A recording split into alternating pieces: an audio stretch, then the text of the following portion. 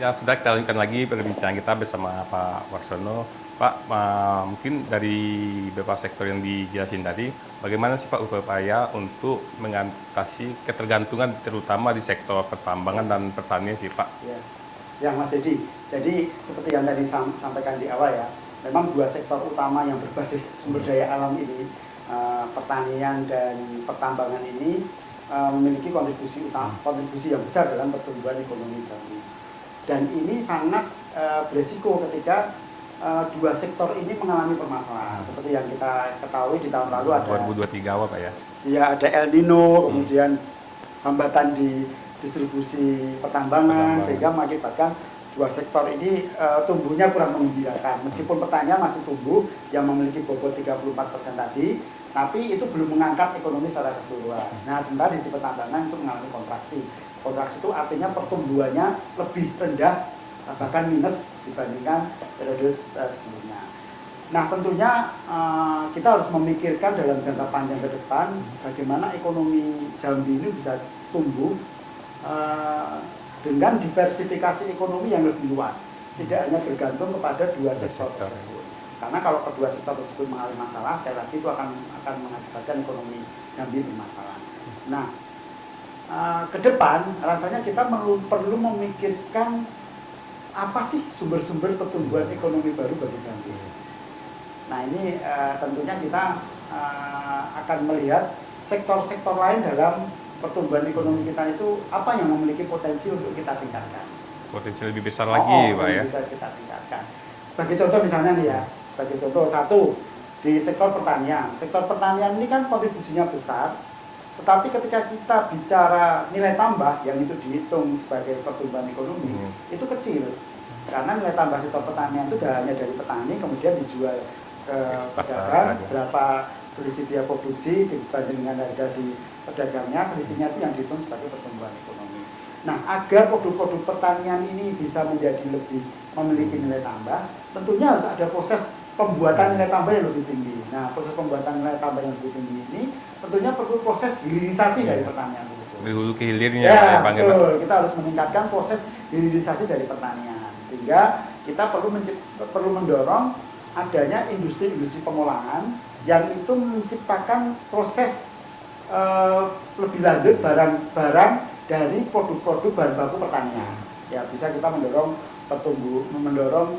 industri makanan olahan misalnya. Kemudian di TBS yang selama ini nilai tambahnya dari TBS kemudian masuk ke CPO, kita dorong ke depan ada investasi yang masuk ke Jambi ini untuk menciptakan pabrik-pabrik atau industri pengolahan yang turunan dari CPO yang tentunya itu lebih bisa memberikan nilai tambah bagi pertumbuhan ekonomi Jambi. Itu dalam jangka panjang mungkin ya, karena ketika kita ingin menarik investasi itu tentunya kita juga harus melihat berbagai faktor-faktor yang itu menjadikan investor mau masuk di Jambi, misalnya infrastruktur harus bagus, perizinan termudah ya Pak. Mudah dan sebagainya. Itu saya kira pemerintah Jambi sudah berusaha menuju ke sana. Nah, nanti tinggal kita bagaimana melakukan promosi investasi ini lebih gencar lagi kepada calon-calon investor. Itu dalam jangka panjang mungkin bisa kita lakukan ya untuk industri pengolahan. Nah, dalam jangka pendek apa ini? Nah, kita harus mencari nih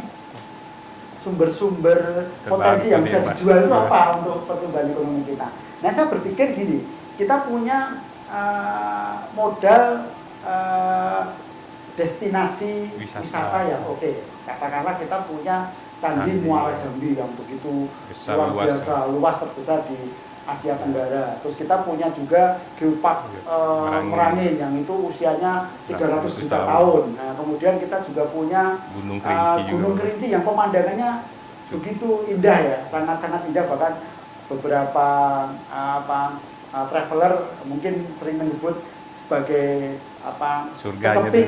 sekeping surga di Swarnadipa katakanlah gitu. Nah, itu potensi-potensi besar yang bisa kita dorong untuk menciptakan sumber-sumber pertumbuhan ekonomi baru. Karena gini, ketika kita bicara aktivitas pariwisata yang kebetulan notabene 3 tadi yang saya sebut itu sangat erat dengan aktivitas pariwisata ya. Aktivitas pariwisata itu memiliki keterkaitan dengan sektor-sektor ekonomi lainnya itu sangat banyak. Sehingga kalau aktivitas pariwisata tinggi, sektor-sektor terkait dengan pariwisata itu akan ikut naik. Ikut berkembang Ikut juga, Bang. berkembang, ya. Mas Dedi mungkin lihat sektor aktivitas pariwisata itu pasti akan terkait dengan pertama penginapan. Penginapan ya. Akomodasi pasti Akomodasi naik. Nah, di naik. situ ada akomodasi. Penginapan. Kemudian ada juga transportasi. Transportasi. Sektor transportasi ada dalam PDRD. Sehingga kalau aktivitas pariwisata naik, harapannya transportasi di Jambi Juga itu juga tumbuh. Kemudian aktivitas pariwisata itu juga akan terkait juga dengan penyediaan makanan minuman. Pasti aktivitas hotel, restoran, kemudian catering juga akan meningkat. Nah, kalau kita tracing lebih jauh ke bawah lagi, ketika restoran tumbuh, kemudian penginapan tumbuh, pasti dia butuh bahan-bahan baku. Bahan bakunya itu bisa dari mana? Dari sektor pertanian juga. Supply chain-nya dari petani-petani yang menanam sayur, menanam cabai, yang itu menjadi bahan baku utama untuk sektor penyediaan makanan minuman. Sehingga aktivitas pariwisata ini memiliki cakupan dengan sektor lain yang sangat luas. Sehingga ini mungkin bisa menjadi contoh bagaimana kita perlu mendorong promosi pariwisata itu lebih gencar. Khususnya kita punya Candi Muara Jambi yang ya kalau mendengar ceritanya mungkin ini merupakan kompleks pendidikan terbesar Buddhis pada masa abad ke-5 sampai ke-6 Masehi ya, sehingga bahkan Buddhis dari Tibet pun belajarnya ke Muara Jambi ini. Nah, ini salah satu potensi yang tentunya bisa kita kembangkan untuk peningkatan ekonomi di Jambi. Selain sektor tadi, yang sektor-sektor yang konvensional seperti pertanian, pertambangan yang itu berbasis SDA. Nah, kita sekarang harus memikirkan ke depan sumber pertumbuhan ekonomi barunya itu mungkin bisa dengan cara mendorong aktivitas pariwisata. Yang aktivitas pariwisata itu keterkaitan sektoralnya dalam pertumbuhan ekonomi sangat luas, tidak hanya satu sektor tapi berbagai sektor yang terkait. Saya kira itu penting, Mas. Ya, berarti dengan sektor pariwisata ini juga pemerintah juga harus teliti harus mengembangkan juga sektor pariwisata ini, bagaimana ekonomi Jambi juga tumbuh juga, Pak ya. Selain ekonomi tumbuh juga membuka lapangan usaha di titik-titik tempat wisata itu juga, Pak. Betul. Nah, kita melihat sekarang ya upaya pemerintah Jambi, saya kira udah mencoba ke sana ya, termasuk didukung juga oleh pemerintah pusat. Salah satu contoh dari dukungan itu adalah akan segera dibukanya jalan tol di Jambi ini. Jadi kalau kita bicara aktivitas pariwisata dalam mendorong pertumbuhan ekonomi di Jambi ini, tentunya kita akan bicara aspek 3A-nya ya. 3A itu kita akan bicara tentang aksesibilitas, kemudian amenitas dan atraksi. Nah, dari sisi atraksi kita sudah punya nih Candi Muara Jambi, Geopark Merangin yang sangat luar biasa, kemudian ada juga Gunung Kerinci. Nah, di sisi amenitas kita akan terus mendorong bagaimana layanan terhadap pariwisata itu semakin meningkat. Hotel-hotel di Jambi juga sudah semakin baik layanannya. Kemudian dari sisi kebersihan di destinasi wisata terus didorong. Peran serta masyarakat dalam mendukung pariwisata juga terus membaik, karena Jambi ini terkenal dengan keramaiannya. Saya kira itu modal utama lah, Pak, untuk meningkatkan amenitas kita di pariwisata. Kemudian yang penting lagi ada aksesibilitas. Nah, aksesibilitas ini alhamdulillah dari aspek aksesibilitas darat ini sudah mulai terlihat nyata lah. Tol di Jambi akan segera hadir, tentunya ini akan bisa menambah aktivitas pariwisata, transportasi akan semakin mudah ke Jambi. Selain itu kita juga harus perlu mendorong ke depan aksesibilitas udara yang semakin jumlah jam terbangnya, Pak ya. Tidak hanya jam terbangnya tapi jangkauan kabupaten atau provinsi lain, Pak ya.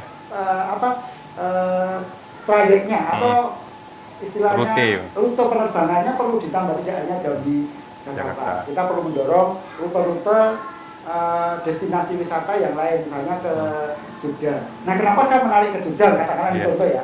Mungkin menarik ketika kita mendorong rute penerbangan ke Jogja.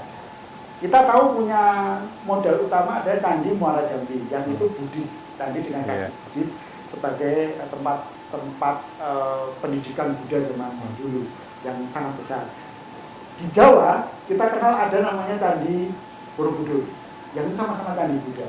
Tapi turis-turis asing, turis-turis dari Myanmar, dari Thailand, dari Kamboja, dari Cina yang itu latar belakang religinya Buddhis, setiap tahun itu datangnya hanya ke Candi Borobudur, karena tempat ibadah utamanya di sana. Nah, ini potensi besar yang bisa ditarik ke Jambi untuk datang. Selain berkunjung ke Borobudur, ayo berkunjung dong ke Jambi. Ini guru yang buat Candi Borobudur itu berasal dari Jambi, di pusat pendidikannya di sana. Karena dari Borobudur itu belajar dari biksu-biksu yang dari Tibet, yang dari Tibet itu belajarnya, yang biksu-biksu Tibet itu belajarnya di Muara Jambi. Sehingga storynomik dari sejarah Muara Jambi ini bisa kita angkat untuk menarik wisatawan-wisatawan itu. Mereka datang ke Borobudur, setelah dari Borobudur ibadah di sana dan sebagainya, datanglah mereka kita tarik ke Jambi. Nah, ini perlu aksesibilitas, sehingga sebagai contoh kita juga harus mendorong aksesibilitas udara selain tadi yang tol. Ya, misalnya rute penerbangan kita perbanyak lah Pak ya. Kita perbanyak ya. Mungkin ini perlu kita obrolin dengan berbagai stakeholder ya. Kita undang Angkasa Pura, kita undang maskapai, kita undang travel agent untuk nanti sama-sama kita diskusi bagaimana mendorong aksesibilitas ini bisa naik. Karena tentunya ketika maskapai mau masuk pun butuh pasar ya. Sehingga kita perlu mendorong pasar itu juga tumbuh di pariwisata. Nah, itu perlu promosi. Nah, ini yang harus kita lakukan bersama-sama. Sehingga kalau ini katakanlah bisa berhasil, maka aktivitas pariwisata di Jambi ini meningkat, ini bisa menjadi sumber pertumbuhan ekonomi baru di Jambi. Jangan hanya mengandalkan tadi yang dua itu ya Pak. Jadi kalau misalnya terjadi sesuatu, itu akan bisa berdampak kepada ekonomi Jambi keseluruhan. Ya, itu kalau dibanding ekonomi yang baru ini, yang seandainya jalan Pak ya, seandainya terus pemerintah berusaha melakukan ini, secara tidak langsung menaikkan penghasilan Jambi secara keseluruhan ya Pak ya. Apabila seandainya di dua sektor ini ada masalah atau gangguan, di sektor pariwisata bisa mendongkrak, tumbuh ya Pak. Jadi gini, ketika sektor pariwisata tumbuh, itu kan yang terkait banyak. Ketika yang terkait banyak, sektor yang terkait itu banyak, maka orang-orang yang bekerja di sektor tersebut akan memiliki pendapatan. Pendapatan ini tentunya akan digunakan untuk belanja kan Mas. Ketika orang punya pendapatan digunakan untuk belanja, untuk berkonsumsi. Ketika konsumsi naik, maka itu akan mendorong pertumbuhan ekonomi. Karena kalau dari sisi pengeluaran, itu pertumbuhan ekonomi kita itu terbesar ada didorong oleh konsumsi rumah tangga. Sehingga kalau orang konsumsi rumah tangga itu akan tumbuh manakala orang-orangnya itu, masyarakatnya itu memiliki penghasilan. Nah, salah satu mendorong penghasilan adalah apa? Yaitu menciptakan sumber-sumber ekonomi baru, salah satunya di pariwisata yang kami pikir itu linkage dengan sektor lainnya sangat luas, karena hampir semua sektor itu bisa masuk dalam aktivitas pariwisata. Ya, itu Mas. Artinya pemerintah provinsi juga harus mencari peluang ini, ya, karena juga peluangnya cukup, istilahnya cukup besar Pak, karena secara tidak langsung ekonomi di Jambi tumbuh terus, terutama pengunjung-pengunjung yang datang dari luar Jambi, khususnya Pulau Jawa ke Jambi juga cukup tinggi ya Pak ya. Nah, ini juga menarik, kita juga memiliki info, pemerintah pusat juga sangat concern dengan hal ini, didukung oleh pemerintah daerah juga ya. Di kawasan Muara Jambi itu sekarang sedang proyek revitalisasi ya.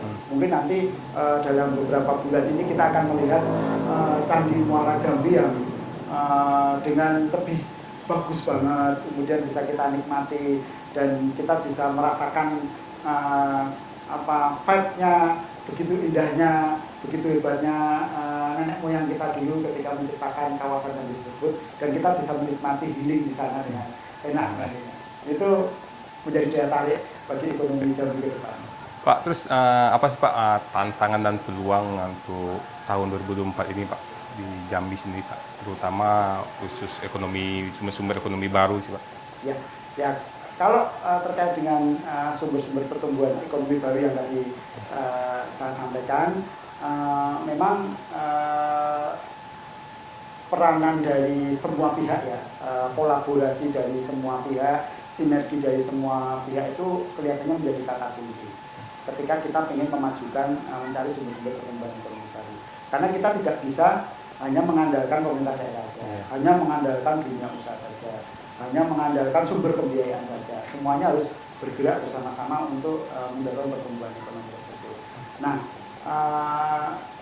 ke depan ini tentunya upaya promosi investasi, kemudian upaya promosi perdagangan, kemudian upaya promosi pariwisata itu menjadi PR bersama yang harus kita dorong agar ekonomi Jambi tetap tumbuh.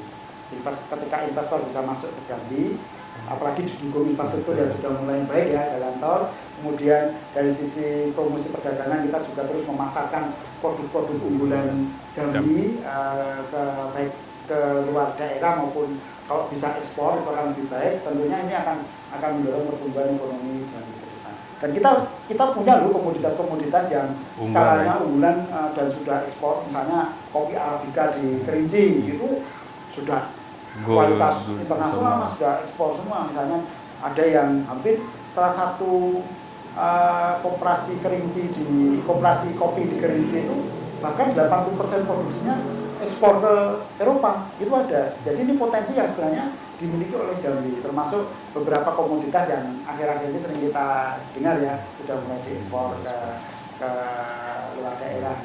Misalnya apa yang tanaman yang terakhir kita ekspor itu tanaman pinang. Nah, itu salah satu komoditas-komoditas yang rasanya punya potensi besar untuk kita terus dorong promosi perdagangannya agar bisa mendorong pertumbuhan ekonomi Jambi. Pak, mungkin kita tahan dulu ya. Pak, di segmen ini perbincangan juga cukup menarik Pak ya. Ya saudara, mungkin ke depan ekonomi Jambi juga bisa naik Pak ya. Ya saudara, di segmen selanjutnya kita akan membahas bagaimana sih ya proyeksi pertumbuhan ekonomi Jambi pada tahun 2024.